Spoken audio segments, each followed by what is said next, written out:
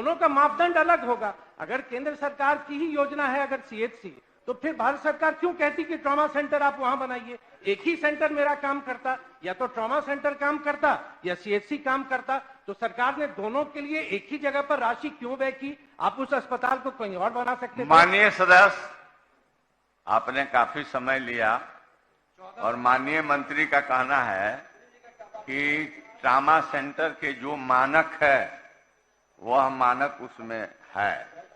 पर भी मंत्री जी, मैं आपसे कहूंगा कि आप उसको अपने स्तर से दिखलवा लीजिएगा। अध्यक्ष महोदय 14 वर्ष अध्यक्ष महोदय, चौथा टर्म है मेरा अध्यक्ष महोदय, और मैं लोगों के हित के लिए कह रहा हूं अध्यक्ष महोदय। सरकार मैंने कहा आसन से कि मंत्री जी उसको आप दिखलवा लीजिएगा। 14 वर्ष से माननीय सदस्य ने जो चर्चा किया है 14 वर्षों का, तो आप दिखलवा लीजिएगा। नियमानुसार जो बातें होगी वही कीजिएगा।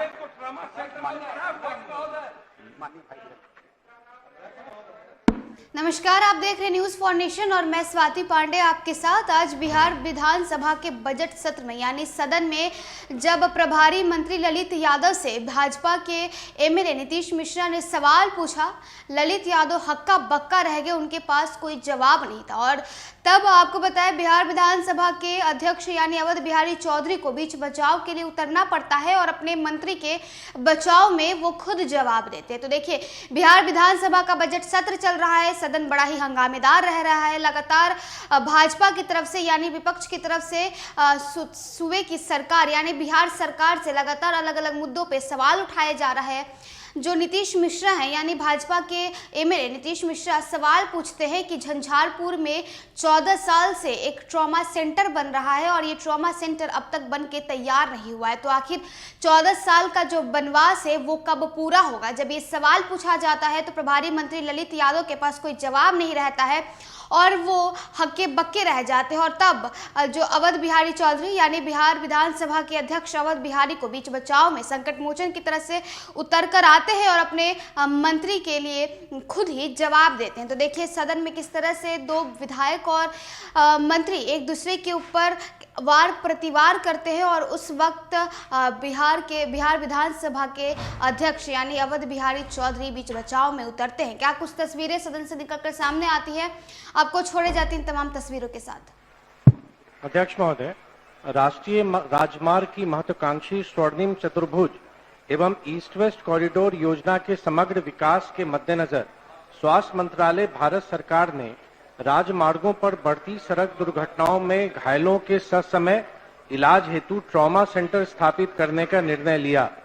पोरबंदर से सिलचर तक जाने वाली ईस्ट वेस्ट कॉरिडोर के अंतर्गत मुजफ्फरपुर से कोसी महासेतु के मध्य झंझारपुर NH 27 जो पुराना NH 57 था, पर वर्ष 2009 में ही स्वास्थ्य मंत्रालय ने ट्रॉमा सेंटर स्थापित करने की स्वीकृति दी थी। साथ ही उच्चैठ बेनीपट्टी से उग्रतारा सहरसा जाने वाली NH 527 से निर्माणाधीन है एवं गोरखपुर सिलीगुड़ी प्रस्तावित एक्सप्रेस हाईवे भी इसी क्षेत्र से गुजरेगी। यात्रियों के हित में झंझारपुर स्थित ट्रॉमा सेंटर के लिए स्वास्थ्य एवं परिवार कल्याण मंत्रालय भारत सरकार ने पत्र संख्या 28016/45 2009-11 दिनांक 23 जून 2009 के द्वारा 65 लाख रुपए की प्रथम किस्त भी निर्गत किया था। झंझारपुर NH 27 पर ट्रॉमा सेंटर की स्वीकृति एवं प्रथम किस्त मिलने के लगभग 14 वर्ष बीत जाने के उपरांत भी कार्य रूप में नहीं आ सका है। अतः NH 27 पर झंझारपुर में स्वीकृत ट्रॉमा सेंटर के संचालन हेतु मैं सदन के माध्यम से सरकार का ध्यान आकृष्ट करता हूं। माननीय मंत्री स्वास्थ्य विभाग।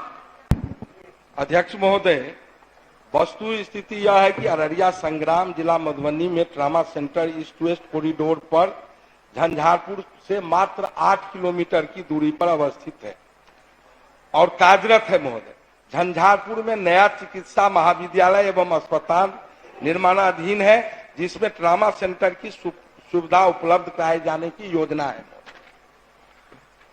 अध्यक्ष महोदय, मेरा आग्रह होगा कि मुझे कुछ समय देंगे। मैं 14 वर्षों से इस कार्य को संपादित करने में लगा हूं। माननीय मंत्री जी ने जो उत्तर दिया ये सही है कि अररिया संग्राम में CHC निर्मित है। या तो मंत्री जी पूरे अपने अगर सरकार इस बात को मानती है कि वो जो सीएचसी नहीं वो ट्रॉमा सेंटर है, तो आज सरकार ये भी स्पष्ट करें, क्योंकि जिला स्वास्थ्य विभाग कंफ्यूजन में है, क्योंकि वो सीएचसी है या ट्रॉमा सेंटर है। और अगर सीएचसी भी है अध्यक्ष महोदय, तो वहां पर जितने चिकित्सक पदस्थापित हैं उनका पूरा विवरण है मेरे पास। अगर माननीय मंत्री जी कहें तो मैं बता दूं कि कितने स्वीकृत पद हैं। जैसे अगर 12 चिकित्सक के पद स्वीकृत हैं, नहीं, जानकारी तो मैं महोदय कितने पद स्वीकृत हैं और कितने पदस्थापित हैं, अध्यक्ष जानकारी है महोदय। माननीय सदस्य, माननीय मंत्री जी, माननीय सदस्य, अध्यक्ष महोदय, का ध्यान आकर्षण मेरा है, सरकार से आग्रह होगा कि मेरी मूल भावना को समझे। 2009 का ये स्वीकृत है और प्रथम किस्त की राशि उस समय अनुमंडल अस्पताल झंझारपुर को भी निर्गत हुई। फिर प्रस्ताव आया कि इसको नेशनल हाईवे पर बनाया जाए ताकि ज्यादा लोगों को सुविधा होगी।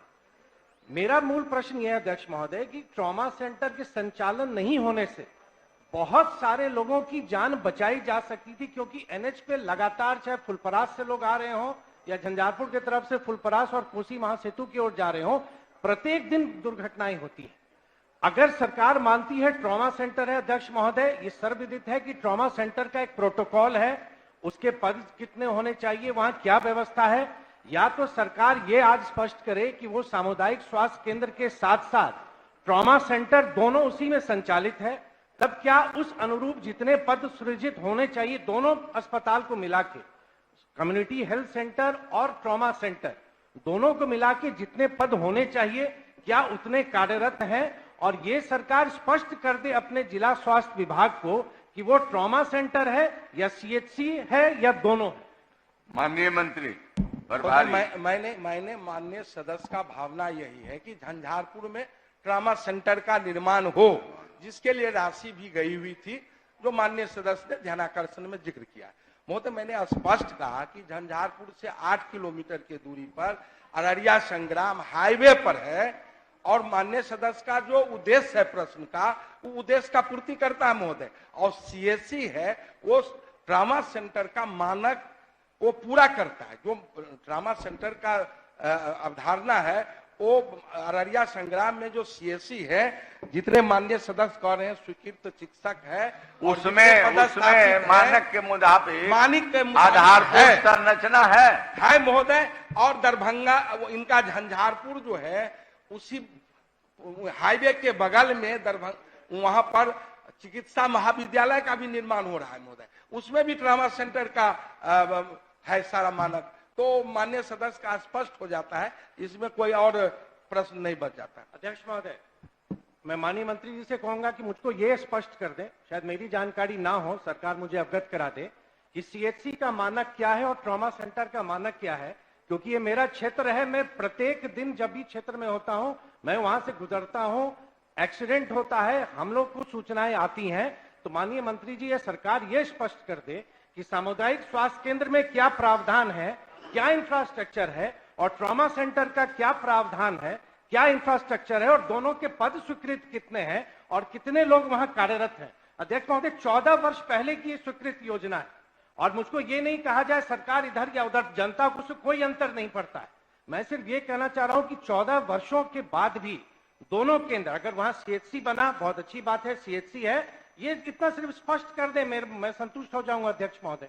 और नहीं तो मंत्री जी समय ले लें, अगर आज तैयार नहीं है तो समय ले लें, पुनः सरकार उत्तर दे, लेकिन इस विषय को अध्यक्ष महोदय कृपया स्पष्ट करा दें। नहीं अध्यक्ष महोदय, मैंने स्पष्ट कहा कि ट्रॉमा सेंटर का जो उद्देश्य है, लक्ष्य है, वही वहां अररिया संग्राम में ट्रॉमा सेंटर का सभी मानक फुलफिल करता है। माननीय सदस्य यदि चाहते हैं वहां कितने डॉक्टर के पद हैं स्वीकृत और कितने और कर्मचारी का, तो मैं माननीय सदस्य को बता देता हूं कि 12 चिकित्सक का पद वहां स्वीकृत है महोदय, जो ट्रॉमा सेंटर का मानक का फुलफिल करता है महोदय। और उसमें 6 अभी कार्यरत हैं जो ट्रॉमा सेंटर के लिए चाहिए, वो वहां है। तो और अन्य कर्मचारी भी सारे लोग हैं महोदय। उसमें ये यदि जानना चाहते हैं तो सारा हम पदवार आपको बता दें, कितने टोटल कर्मचारी एएनएम जीएनएम कितने पदस्थापित है महोदय। 73 का महोदय है वहां लक्ष्य महोदय। तो मानक है कि ट्रॉमा सेंटर का सबसे बड़ी बात है कि महोदय मधुबनी जिला में हर जिला में एक मेडिकल कॉलेज का स्थापना होना है। तो झंझारपुर में जहां माननीय सदस्य चाहते हैं कि ये ट्रामा सेंटर निर्माण हो, वहां चिकित्सा महाविद्यालय निर्माण हो रहा है महोदय, और उसी में ट्रामा सेंटर का सब मानक पूरा कर रहा है महोदय। तो इस प्रश्न में और कुछ बच नहीं जाता। संरक्षण चाहिए अध्यक्ष महोदय। अब सरकार खुद अपने जवाब में विरोधाभास है। अगर ट्रॉमा सेंटर वहां संचालित है, सरकार का निवेश है, तो मेडिकल कॉलेज जो निर्माणाधीन है 2 वर्ष लगेंगे, फिर वहां ट्रॉमा सेंटर बनाने की आवश्यकता क्यों है? दूसरा प्रश्न अध्यक्ष महोदय, ये भारत सरकार के नेशनल हाईवे स्कीम के तहत है और स्वास्थ्य मंत्री ने अपने बजट भाषण में एक और ट्रॉमा सेंटर नरपतगंज में संभवतः घोषणा भी की है। तो अगर झंझारपुर मेडिकल कॉलेज और अध्यक्ष महोदय वो बनने में अभी 2-3 वर्ष लगेंगे, और जो पद स्वीकृति की बात है, मैं अगर एक मंत्री जी ने ये स्पष्ट नहीं किया कि वो सीएचसी है या ट्रॉमा सेंटर है। अगर मंत्री जी ने अभी कहा ये ट्रॉमा सेंटर अध्यक्ष महोदय क्या पद है, और देख लीजिए समान सभी सदस्य बात से अग्री करेंगे, 12 पद है चिकित्सक के, जनरल सर्जन सिर्फ 1 मिनट दे दीजिए महोदय कृपया करके, मेरी वेदना को समझे आप। जनरल सर्जन 2 हैं, मात्र 1 पद स्थापित है। सर्जन ऑर्थोपेडिक 1 भी नहीं है, एनेस्थेसिस्ट 1 भी नहीं है, सामान्य चिकित्सक 6 होने चाहिए, 5 है। तो क्या ये सरकार का ट्रॉमा सेंटर है जहां पर 1 भी ऑर्थोपेडिक सर्जन नहीं है, वहां पर एनेस्थेसिस्ट नहीं है, और कोई भी वहां जाता है तो उसको रेफर डीएमसीएच कर देते हैं? तो सरकार स्पष्ट कर दे कि बिहार में यही ट्रॉमा सेंटर है, तो हम लोग मान लें कि यही ट्रॉमा सेंटर है।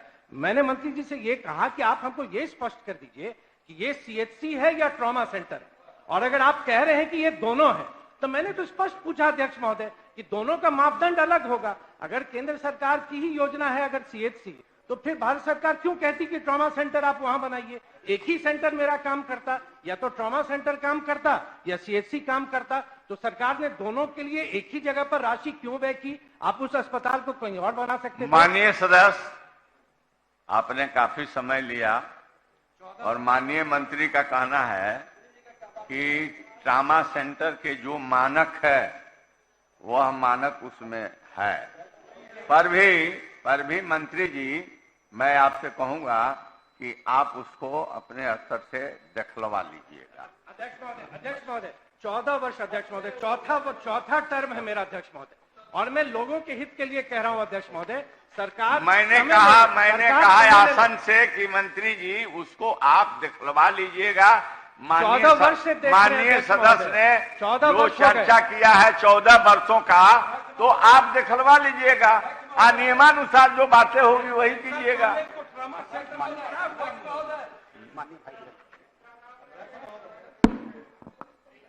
माननीय मंत्री जी का जो जवाब था, लेकिन मिशन 61 और मिशन 62 चालू हो गया।